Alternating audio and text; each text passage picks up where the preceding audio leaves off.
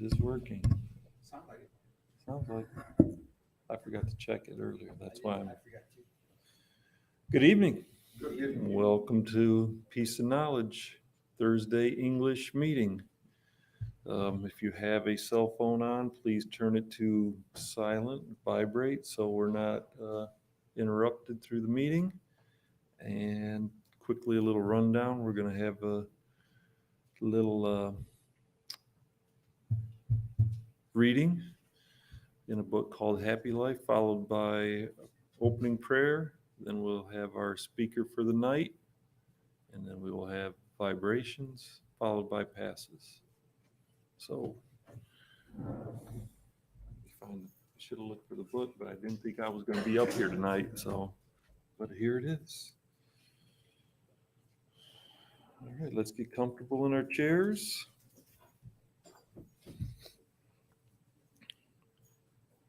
Jesus said, "Let not your hearts be troubled," teaching that serenity and trust in God must be the motto of all who desire happiness.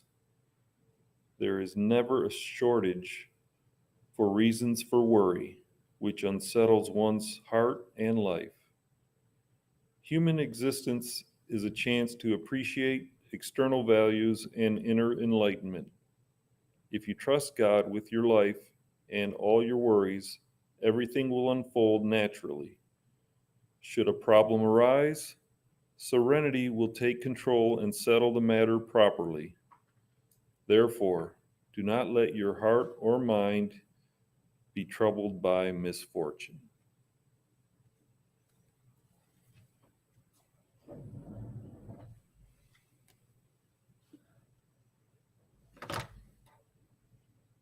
Now we're opening prayer. Heavenly Father, as we begin our meeting tonight, we thank you for this opportunity to meet.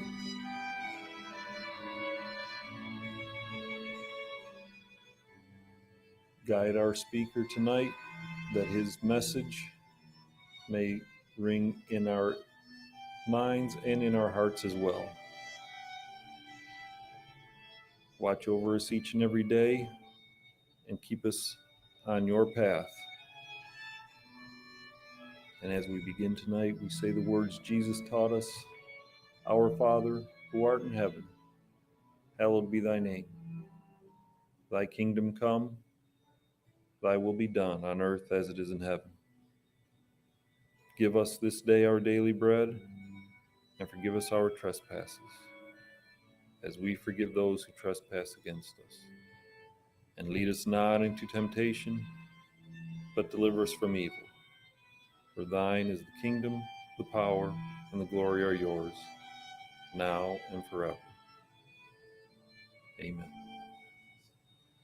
So I'd like to invite our speaker for the evening, Mr. Turri.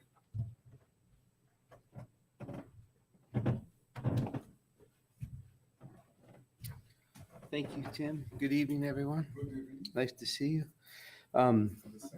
Thank you. Our topic tonight is called The Greatest Virtue. I can't take any credit for what we're going to see tonight because it's all from chapter 15 in the Gospel according to Spiritism, which is entitled Without Charity, There Is No Salvation. So if you were wondering what the greatest virtue is, it's charity. And we're going to talk more about that tonight, okay? Tim, 3 hours, yeah? 4 and 4. 15 Okay. minutes. All right, good. Now we'll keep it short. So let's jump in, okay? This chapter has got 10 different pieces to it, short for the most part, but it focuses primarily on the parable of the judgment scene and the Good Samaritan, which is found in Matthew. Most of us are familiar with one version or the other of this story. There's many different parts in the Bible that talk about charity, that talk about Samaritans, that talk about the most important commandment and what have you. But we're going to focus on this section because this is what was in chapter 15 of the gospel. As the story goes, right, in this judgment scene in the Bible, it talks about the king, right, also known as God, right, or also known as the Father, right, um, um, is going to judge us, right? We pass, right? We die. We we go before God, and on His right side, the blessed ones will be, right?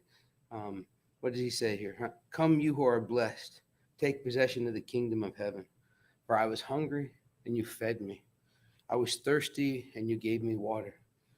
I was in need of shelter, and you put a roof over my head. You sheltered me. I was naked, and you gave me clothes. I was sick or imprisoned, and you visited me. Right? All of you that have done these things, come here to the right of my side and inherit my kingdom. Right? The gospel goes on to talk about, I put this graphic in there. This is not from the gospel according to Spiritism. I found this online.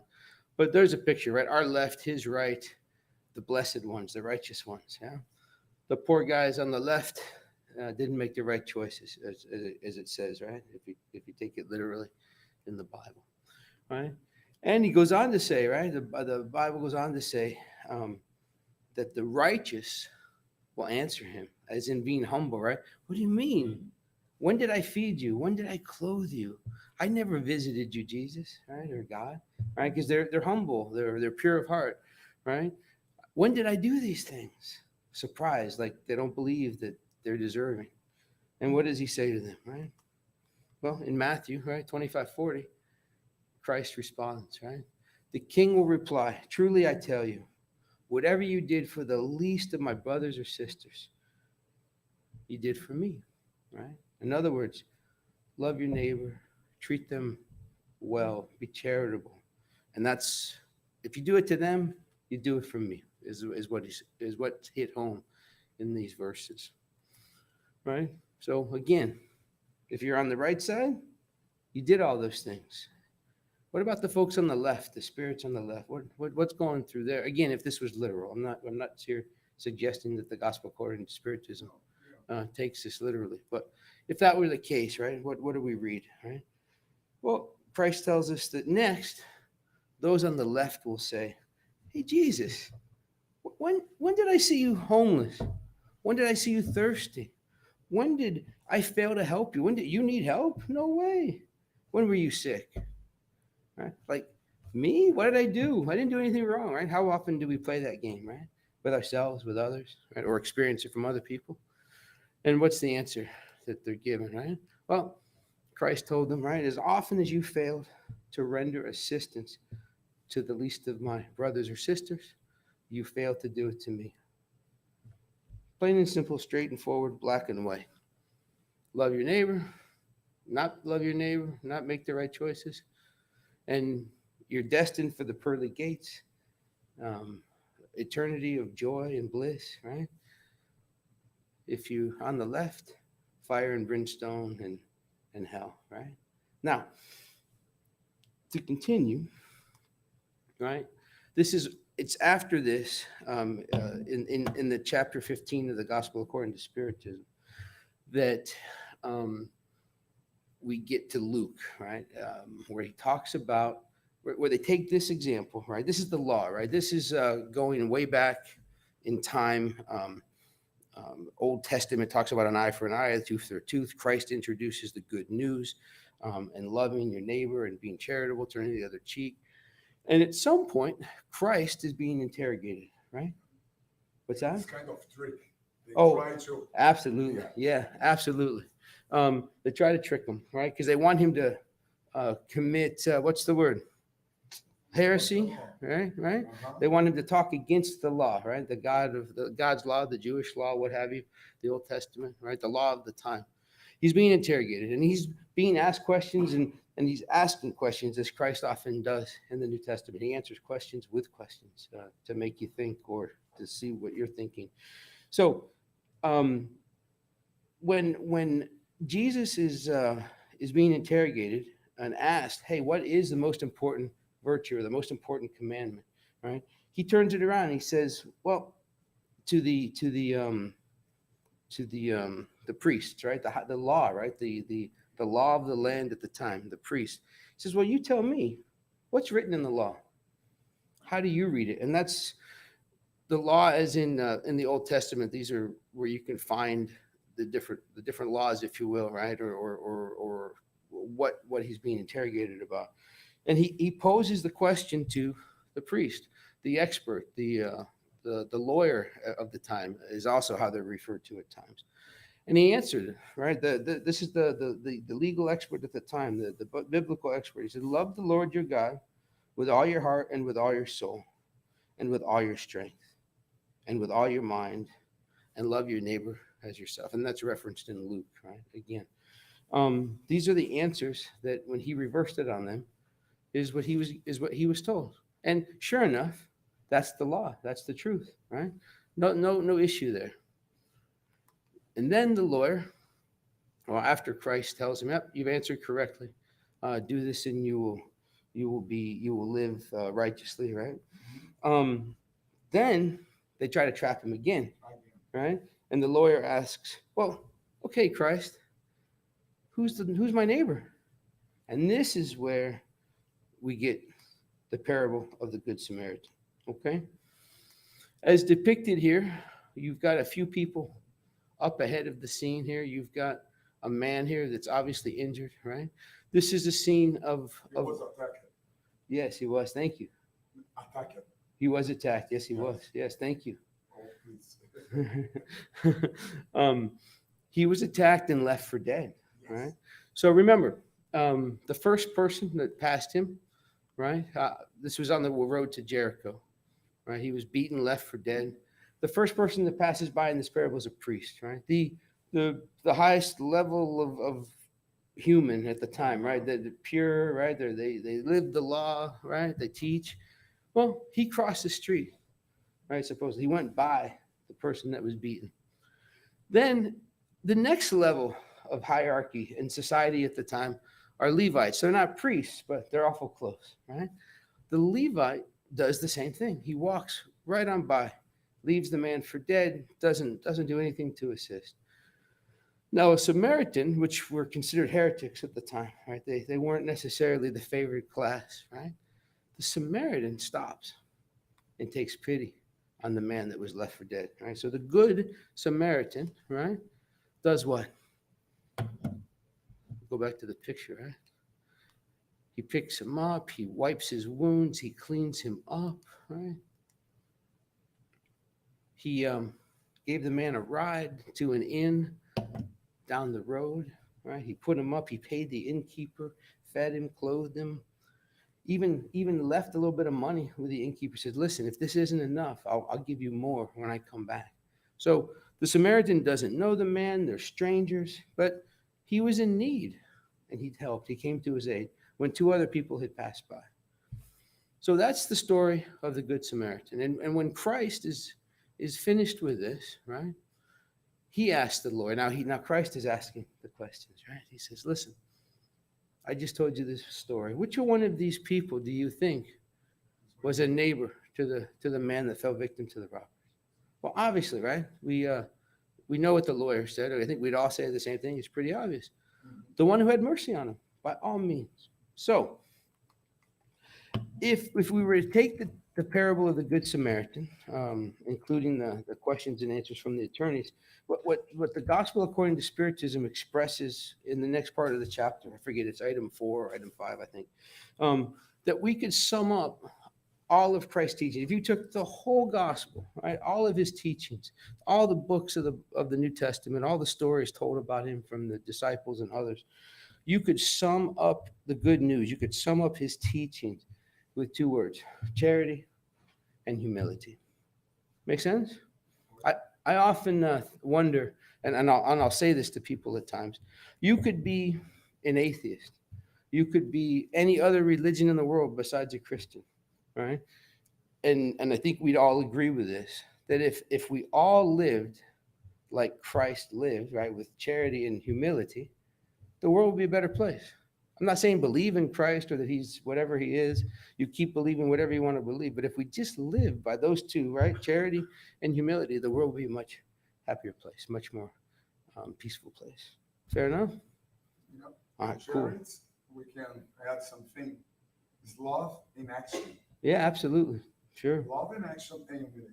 Yeah. It's easy to Yeah. I like that. God. Yeah. Also called the religious piece of Spiritism. Yeah. Charity, Uh-huh. right? Charity. Yes. I like the reading that Tim read for us, where he said, well, before the reading in his prayer, he said, guide the speaker and may his talk touch your heart and your mind. And the first thing that came to mind is that's beautiful, but I hope it does more for all of us, that it inspires our thoughts, our words, and our actions, right? Because truly, I can have great feelings in my mind, I can have all the love in my heart, but if I don't There are think, no actions. yeah, if I don't think or talk good things, then I don't do good things. So I like that. Thank you for the Oh, addition. please.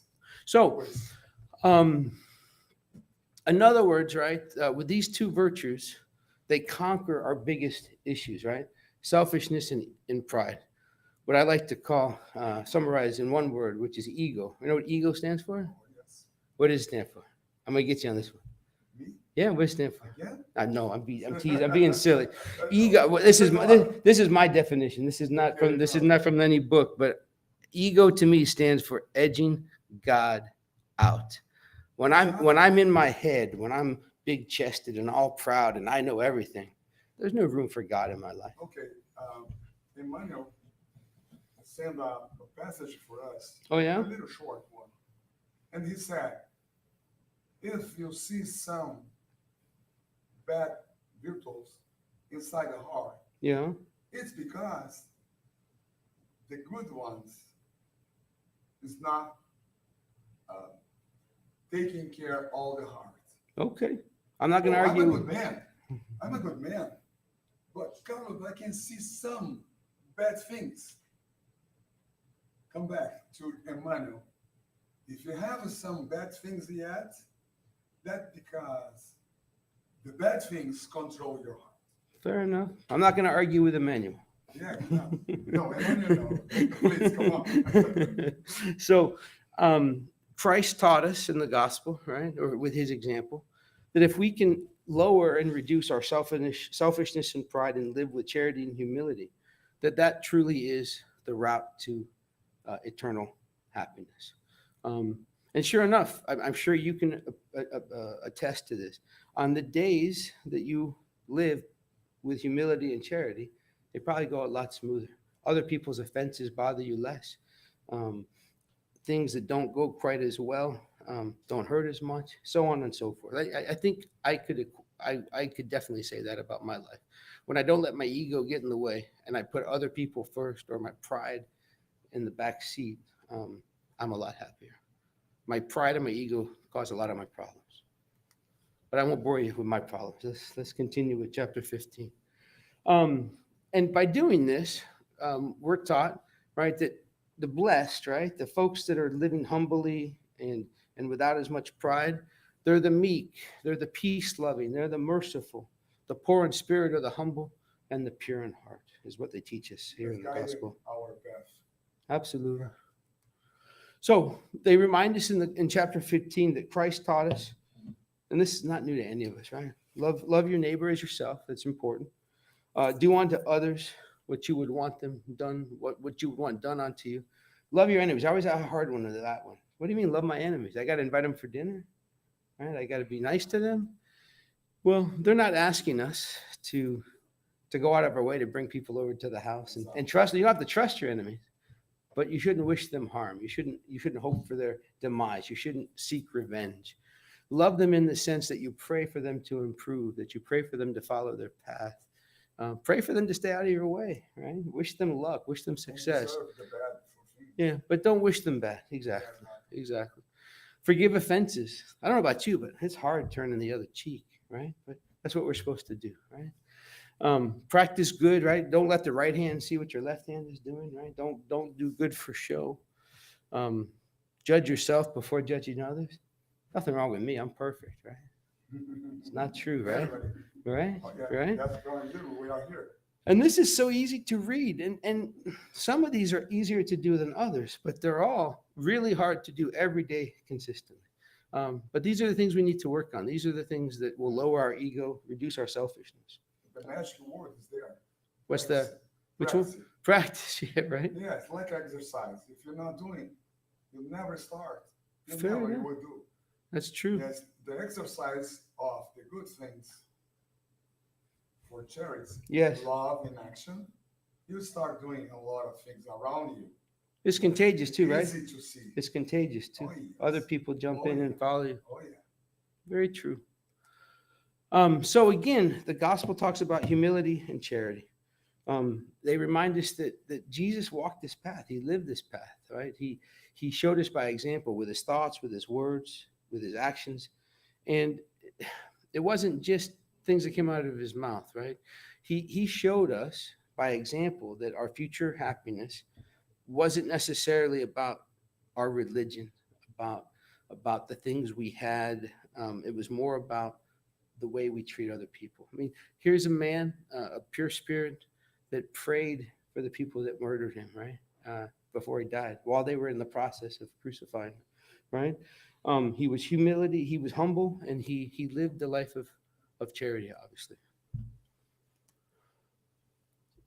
They remind us in the gospel that when our time comes, right, when we are judged, when we're being held accountable or being asked to account for our actions, and honestly, I don't know exactly what's going to happen, but I have this feeling that all of us are going to be upset, right? Because I do believe that at that point in time, the things that we've done wrong come back, right?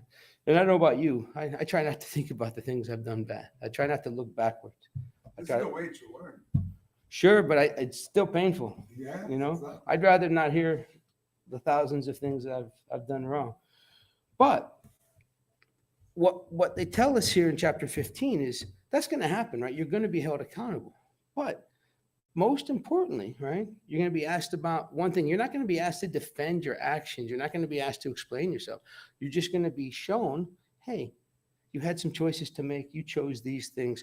Let's make a plan to improve. And the most important thing at this time is, did you practice charity? Were you kind to others? Did you help others? Did you seek revenge or seek solutions?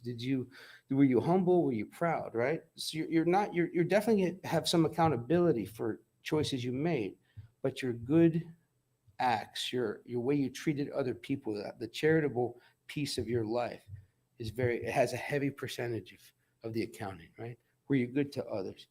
Right? Who assisted your brothers and sisters? In other words, in that picture, right? That's the important thing. You're going to go to the right.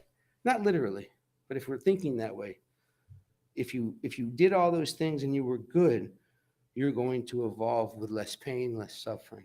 If you didn't make the best choices, if you were mean towards others, you're going to be on the left in the sense of you're going to evolve more slowly. You're going to encounter more more obstacles, more opportunities to have to make choices and experience suffering, perhaps more intensely than people that made better choices. Does that make sense, or am I making it too confusing? Sometimes the gospel assists us like Sometimes. sometimes, Yeah. just sometimes, Okay. assist us like we assist our kids. I hope not. Yeah, yeah, but no, if we Yeah. are feeling, because the ingenuity from the kids, that's something that we have to follow. Okay. I Because definitely they- think I definitely Yeah, agree. leave two kids here. Yeah. For the first one, give a piece of food. Yeah. The second one, nothing. Okay. And the camera will record them. Okay. You can make the test 1,000 Should we give him pizza or quiche? I smell quiche Yeah, we out have there. a quiche. Yeah, no, I today, smelled that. It smells tonight. delicious. Yeah.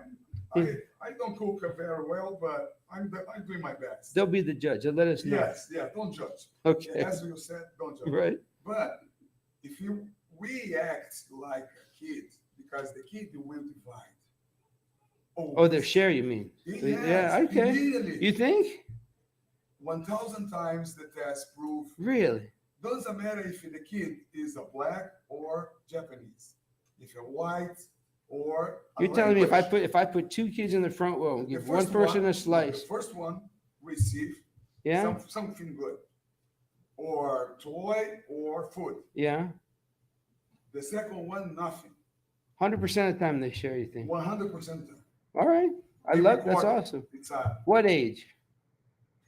doesn't matter the age. Oh, Yeah, Yes. I have I'm some, talking- I have I'm talking about three kids. I have three teenage daughters, and I don't know if they're going to share. No, not between them. I don't know. But not between them, but between the others. You mean strangers? So Strangers. okay, Yes, there are no doubt. All Because right. inside the house, the kids are fighting to get your attention. Okay, come back Yeah. to us. We have to act as a kid. Because if we are open our heart, when you say something, I'm not here to judge. No. What he's telling is not good for us. But if you're a kid, you stay like that all all right, the time. fair And enough. On the other hand, what happens when the kids are doing things like that? We are talking about practical charity. Yeah? How will you talk to your kids? Good choice, good consequences. Well, most of the time, yeah, Bad choice, bad consequences. yeah. And you, when you show the picture, you say or said exactly the same thing. In other words, Okay, yeah, because the people from the left actually was on the right for us. Carlos, look at me. We have a time, Okay. let our speakers speak. Yeah, you just look at me and Yes. ask me look at something. me, I look at you. I agree. And we look at each other. Great. Great. Thank you. Think about the We're gonna calm the down. kirsch. Because we saw Monday and we are seeing on Thursday. All right? Don't forget about I will not forget, nobody will be able to forget you. So, I'm playing for you. Sorry. it's all right, man. No I'm problem. in here to laugh. can I come back there? Yes. Because I could listen from there. I'm sorry. Okay, My voice is getting better. good. Bad insight. We'll talk more afterwards. Okay. Thank you so much. Please. All right. Go ahead. So let's continue. They go on in chapter 15 to ask, right? Does Kardec ask, right? Does anything else matter? Right? Well, the spirits answer him, right? We will be judged. Will we? I mean, he asks, will we be based on religion? Does it matter if you're Jewish, atheist, Christian, Hindu? It doesn't matter, right?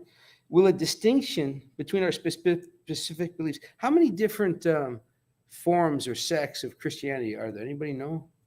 Thousands, right?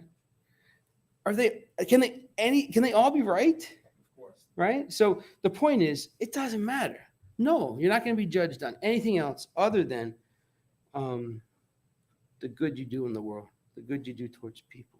As the Samaritan was regarded as a heretic, right? A heretic. He showed love to a neighbor, was placed in this example, right? Christ in the story, right? He showed that heretic was placed above the priest and the Levite, right? The better people in society at the time, because they lacked charity and the Samaritan didn't. So that's the most important virtue, charity.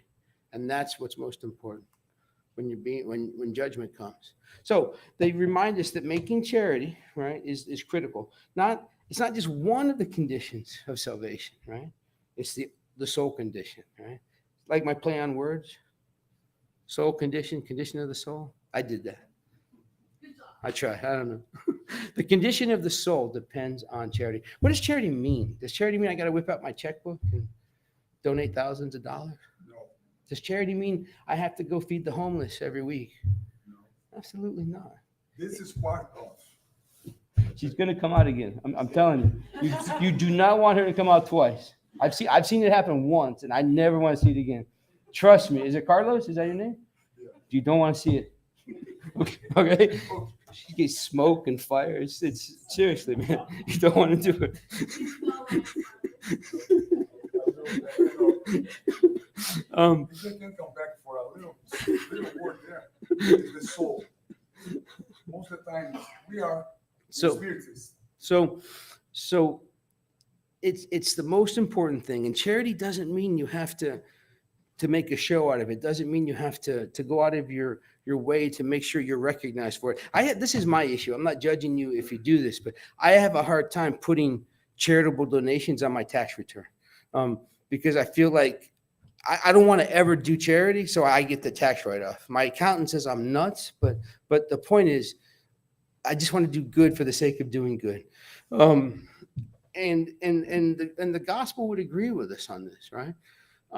Without charity, there's absolutely no salvation. Because what they delineate here for us is you can't truly love God without loving one's neighbors. What did he teach us? What did Christ tell us?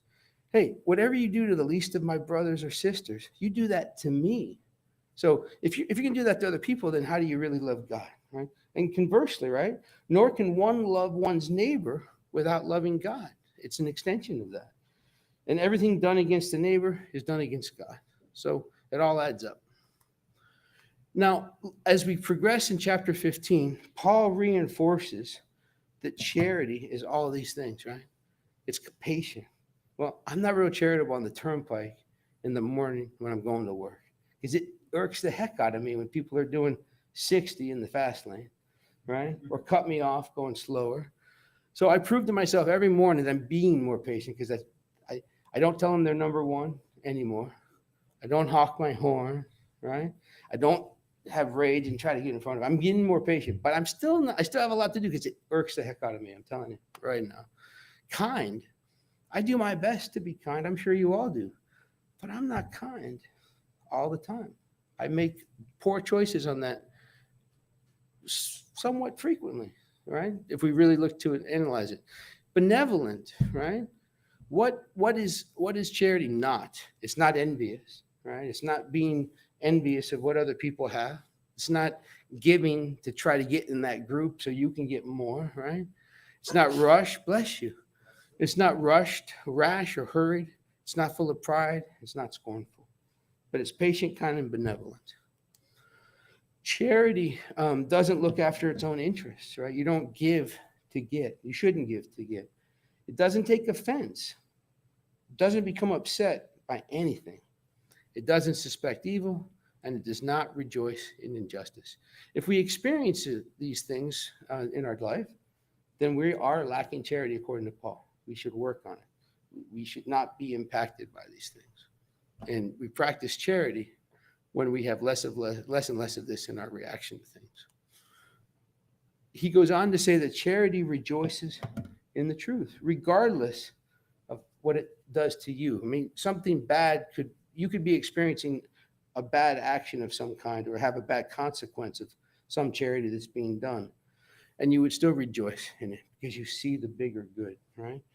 It bears all things, it believes all things, it hopes for all things, and it endures all things, regardless of whatever phase of life we're going through, whatever we're experiencing in our life, in our experience. Charity would rejoice in the truth. If we're truly charitable, we will rejoice in all things. Paul goes on to say that there's in the Bible, there's quite a bit taken from this section where it talks about the church is the way, right? Without the church, there's no salvation. Without the truth, there's no salvation. And what Paul talks about, what chapter 15 talks about is that really uniting us, right? Or is it dividing us with all these different forms of Christianity, with all these different religions? And when you read most of their basic tenets and their pillars, they're all pretty similar, right? In a lot of ways. But there are passages about the church. What's that? There are passages. Oh, absolutely. Talking about the church. Sure, absolutely. And this is what he's talking about, exactly. Where is the church? Well, this he's talking about the church in general. Paul didn't tell us in this chapter about where it was, but essentially what he was saying, the church pits us against each other. The church, as a single denomination, doesn't exist, right? Because no person, no one faith can know the whole truth, right? There's just too much to know. And Kardec even told us, right? He says, listen, Spiritism is this, and this. But if science ever disagrees with us, follow science, right? So things change, right? We evolve, we learn. He says the Paul's telling us here that absolute truth escapes us until we're among the highest order spirits, which if we're living on earth, we're nowhere close. We're way down in the first order type of situation. In other words, humans can only aspire to a relative truth. I can only know as much as I can really understand with the knowledge that I have today, just like you, just like others that are walking the earth. If we're in a physical form on earth, chances are we just don't have enough knowledge to really understand the whole truth. All right. He reminds us that the gospel reminds us that our relative truth is proportional to our advancement. As we evolve morally, as we move on up in this hierarchy of advancement, we will have more of the truth. We'll have a better understanding of the truth. They also go on to say that charity should be maybe practiced by all, but not limited to one denomination. There's just no way that one denomination can get it all correct.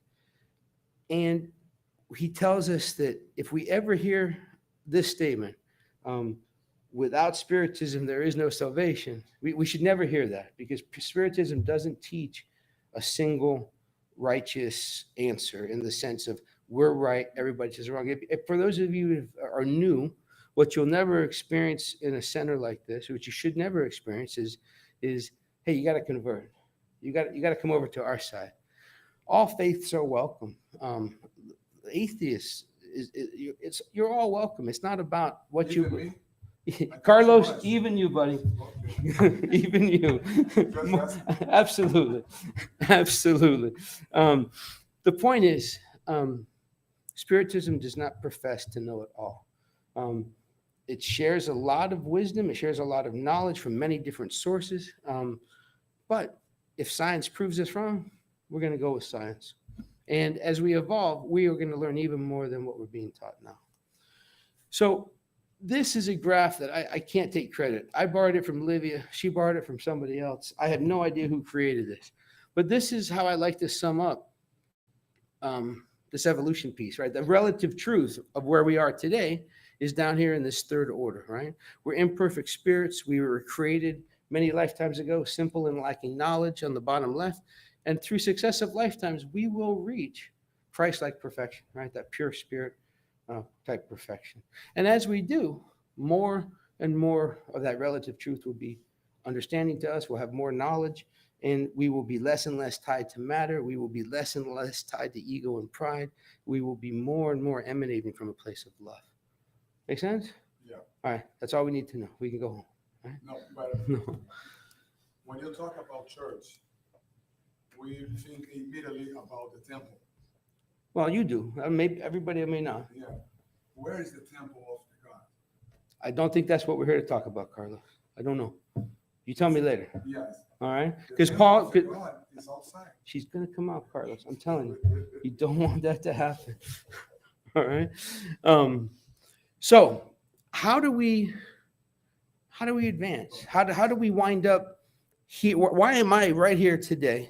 Right? What led to this? Right? What led to where you are today? It's cause and effect. I'm here, a sum total of my decisions and choices, or my lack of choices, that preceded everything today. That's why you're here. That's why you're here, right? We're exactly where we put ourselves, no matter what we're facing. And I know I know this is hard because some of us are facing some really tough stuff, or we faced really tough stuff. And it's hard to say, it's my fault. I created this. But essentially, right, that's the case. Whatever we're going through, it's either a lesson we need to learn or an atonement for a mistake we've made before, right? I love my friend Peter. He, if you ever look at Peter's hands, he's got some issues, right? And he'll tell you that he must have done some really bad things with his hands or in a previous life. And he's here. There's also a passage, I can't tell you where I read it, but it's in a book I read at some point. It talked about reincarnations of the same spirit over time. Many, many lifetimes ago, he was a thief and a robber. He killed people with a knife. Another lifetime, he was a soldier with a sword, and he fought and killed people with a sword, right? Another life, he was a surgeon, and he saved people with his hands, right? So each life that we live, we're going to face the consequences of the choices that we made, and we're going to evolve morally. And as a consequence, we will elevate ourselves along that hierarchy that I showed you. Dr. Paulo Frutuoso, he said, he's a doctor, and he said, almost 100% of the doctors in the previous life did bad things. Maybe there's I know a lot of doctors that are still making bad choices. Continue doing wrong things. Yeah. Right? Fair enough. I'm sorry. I don't know if the lighting is working very well on this slide. What am I doing wrong? Oh, you did. Sorry, guys. Bear with me. Technical difficulties. I can help you. Here we go. All right, here we go. Let's see. Nope. All right, I'm going to just advance it with my finger here. What do you think? Yes, please. What happened? It's just Check the Look at you. Thanks, Idla. Appreciate it. little- Can you make out you can't see that very well, can you? Oh, Can you yes. see him now? Always we can So- see him. So the point to this, right? I'm living my life. You're living your life. I've made some good choices. I've made some bad choices, but every moment of the day, you have a choice. We can follow the example of Christ and make changes or make choices based on charity and humility, right? Helping our fellow man, right? We can choose that. Or we can go the other route. Regardless of that, we've made a choice, right? And that effect or that cause of following him and his example has a better path, has a less there's going to be suffering regardless, right? Because there's still things we are working towards, but it's going to be shorter, it's going to be less, and it's going to be easier as we follow his example more and more. Because ultimately, what they're teaching us, right? The take-home message here, right? I did it again. Can you do it? There we go. Ultimately, what chapter 15 wraps up with is wherever you are in life, whatever you're facing, be thankful to God. Be charitable, be humble, reduce your ego, reduce your pride. And if you're like me, I'm extremely thankful for Spiritism. I was on a journey. I was on a path. I'm 55 years old. I know it's hard to believe that, right? I know. Looks 35. Thanks, Carlos. I love you, man. I spent my late teens and into my 30s. You name the temple, the cult, the church, the clique, the whatever. I was on a mission to figure out where I belonged and what I believed. Okay, you name it, I tried it. Probably. Well, not everything. The point is, I was lost, and at some point, I said, "The heck with this. I'm going to be an agnostic, not an atheist. I never stopped believing in God." And at some point, I started adopting this belief of reincarnation, of goodwill towards others, of cause and effect. I had no clue what Spiritism was. I had to look at 6 different books to tell you why I believed what I believed.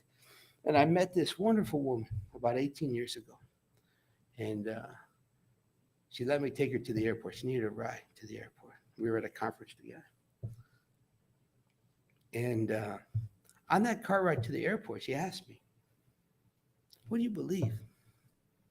My wife is really, not religious. She's really into Spiritism. Okay, she's really. If you're gonna talk to her or hang out with her, she's gonna talk to you about Christ, and she's gonna talk to you about reincarnation. And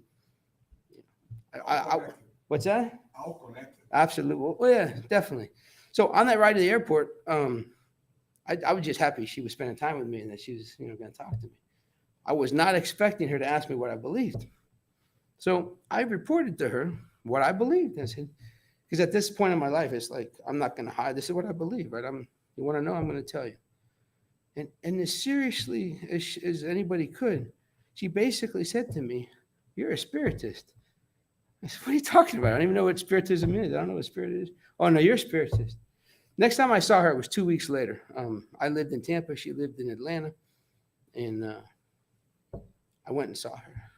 Before I left Atlanta, She gave me a copy of Nasolar. If you haven't read it, we have copies out there. There's even a movie that's translated or the subtitles in English. She gave me a copy of Nasolar and the Spirit's Book. And I just started reading it. And I finally found a book that made sense. It had all these 6 other books or whatever I had to look to and quote to tell you what I believe. There it was in Spiritism. And the reason I tell you this is we don't, or it doesn't teach I'm right, you're wrong, my way or the highway. It doesn't ask me to believe edicts that don't make any sense just because some guy in the mountain says you got to believe it. It gives you reason, it gives you logic, and to me, it explained how life is just fair because we create our own situation, and we have the ability to change our fate every single day by following the example of Christ. And that's why I like how the early Christians didn't call themselves Christians. They called themselves followers of the way. So I hope that you've enjoyed this. I thank you for your time. And if you ever see me straying from this, don't be afraid to kick me in the backside and say, hey, Al, you're being a hypocrite. Because it means a lot to me. Thank you so much. Thank you.